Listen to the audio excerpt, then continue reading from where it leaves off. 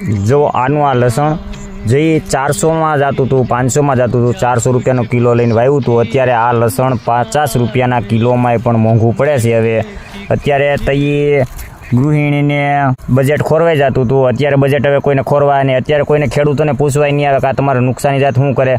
પાછા તો લોકો એમ કહે છે કે તમે દેવાદાર કેમ બનો છો. દેવાદાર અમે આમ બની છીએ, અમારા ભાવ કોઈ નિમિત્ત હોતા નથી. આ લહણ જ્યારે 400 રૂપિયામાં જતો તો કિલો, અત્યારે આ 50 રૂપિયાનો આ કિલો જાય છે.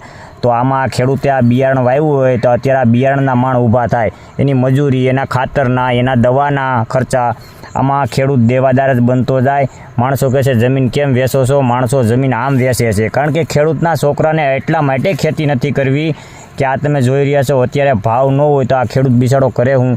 બાકી મોટા મોટા બણગા ફૂંકતા હોય કે અમારા ખેડૂતનો ભાવ આવો આવે છે ને તેવો આવે છે, પણ આ અમારા ભાવના કોઈ નિમિત્ત ખરા. 20 રૂપિયાની ગુણી હોતે દઈ દેવી પડે છે. આનો ભાવ નથી અમારો બાંધેલો કે એટલો થાય તો અમને અંદાજ રહે કે અમે આટલું વાવ્યું છે તો આટલા રૂપિયા થાય, પણ ખેડૂતને એ ખબર નથી કે કેટલા રૂપિયા થાય વેચવા જાય ત્યારે માર્કેટ હોય એ પ્રમાણે જ અમને ભાવ મળે છે. એટલા માટે ખેડૂત દેવાદાર બનતો જાય છે. સારો લાગે તો શેર કરજો. જય જવાન, જય કિસાન.